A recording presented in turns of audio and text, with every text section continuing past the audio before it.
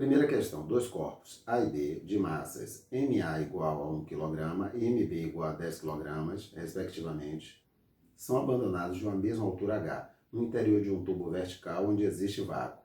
Para percorrer a altura H, letra A, o tempo de queda do corpo A é maior que o do corpo B. Falso, porque a gente sabe que, se são abandonados de uma mesma altura H e serão submetidos à mesma aceleração que a aceleração da gravidade, os dois deverão gastar o mesmo tempo para percorrer a altura H. B. O tempo de queda do corpo A é igual ao do corpo B.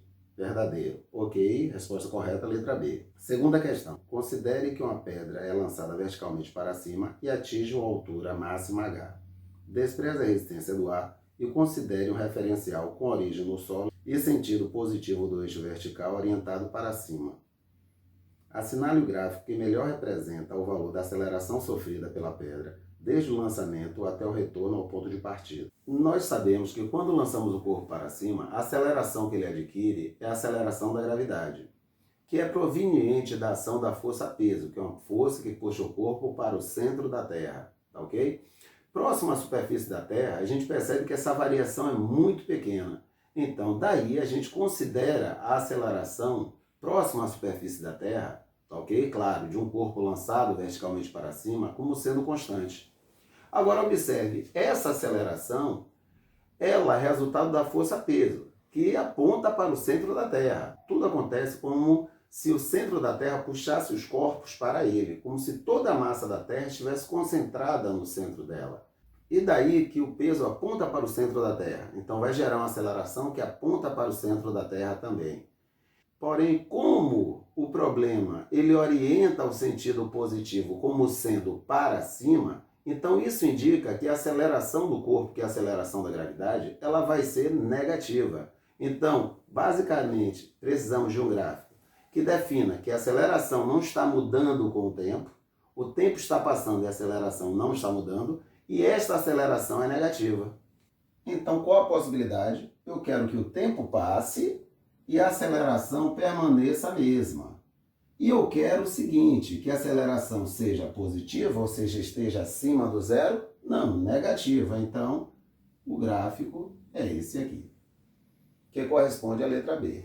Terceira questão. Ao término de uma formatura da EEAR, um terceiro sargento recém-formado, para comemorar, lançou seu cap para cima na direção vertical até uma altura de 9,8 metros.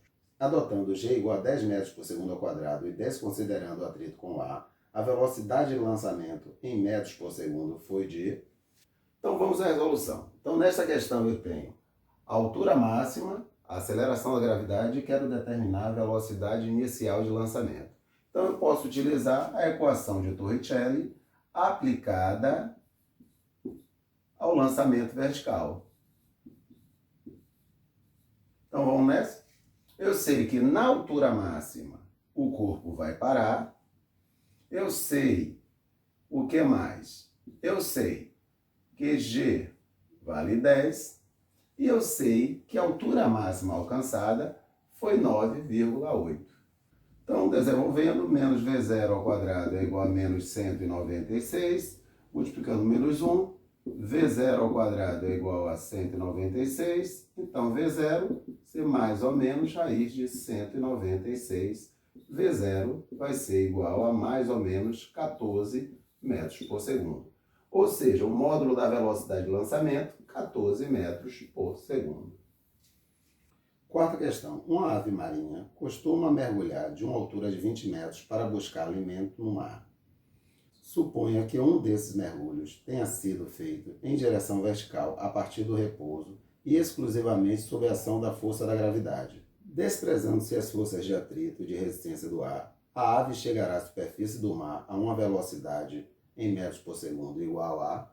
Então eu tenho aqui um problema de queda livre, tá ok? Então basicamente o que é que eu posso usar? Eu posso usar a equação de Torricelli. Então vamos aqui. Eu sei que a velocidade inicial é zero. Eu tenho a aceleração da gravidade. E tenho a altura de onde o corpo caiu. Ou seja, 20 metros. Então V ao quadrado vai ser igual a 400. Então ele vai atingir o solo com a velocidade que corresponde mais ou menos à raiz de 400, ou seja, mais ou menos 20 metros por segundo. Como eu quero o módulo, 20 metros por segundo. Sim, Marivaldo, agora eu não entendo o seguinte. No lançamento vertical você colocou o sinal negativo. Na queda livre o sinal positivo. Onde vem essa diferença? No lançamento vertical eu adotei o sentido para cima como sendo positivo. Lembre que a aceleração da gravidade ela aponta para baixo. Então, como a aceleração do corpo é igual à aceleração da gravidade, então essa aceleração da gravidade vai ser negativa, uma vez que você disse que para cima era positivo e ela aponta para baixo. Já na queda livre eu coloquei a origem justamente no ponto que eu abandonei o corpo e o sentido positivo para baixo. Então, como o G aponta para baixo, então G vai ficar positivo, consequentemente a aceleração do corpo, como é igual a G, vai ficar também positiva. Quinta questão. Um menino, estando em repouso, joga uma garrafa cheia de água verticalmente para cima, com velocidade escalar de 4 metros por segundo, a partir de uma altura de 1 metro em relação ao chão. Ele então começa a correr em trajetória retilínea a uma velocidade de 4 metros por segundo. A que distância em metros do ponto de partida o menino está quando a garrafa bate no chão, dado G igual a 10 metros por segundo ao quadrado? Então vamos à resolução. Então o menino vai pegar uma pedra e vai lançar para cima, a partir de uma altura de 1 metro.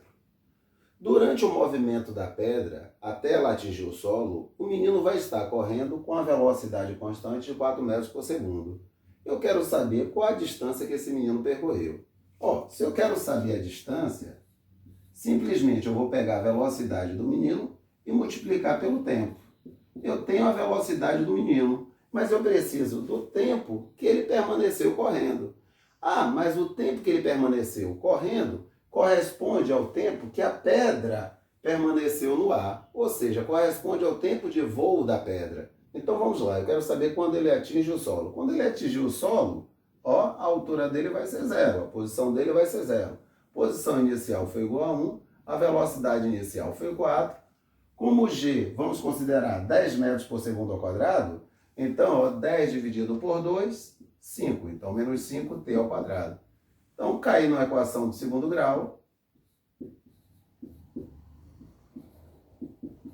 Vamos resolver essa equação. Então 5t ao quadrado menos 4t menos 1 igual a 0.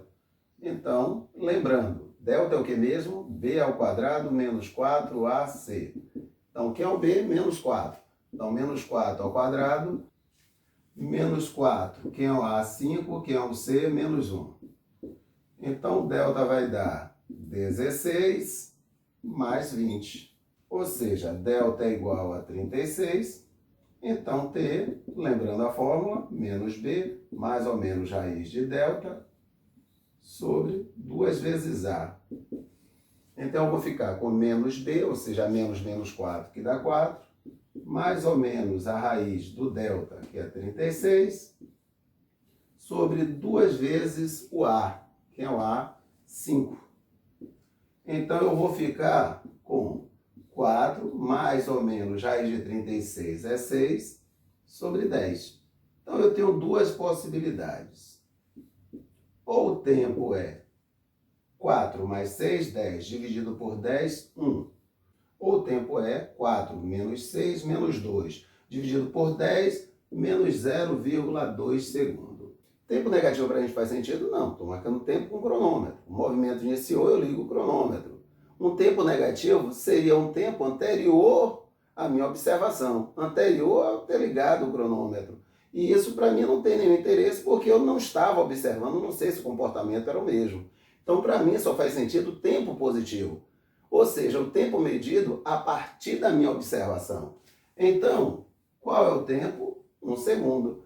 Agora eu sei a velocidade do menino e sei o tempo que ele permaneceu andando. Então, qual foi a distância que ele andou enquanto a pedra permanecia no ar? Ele andou 4 metros.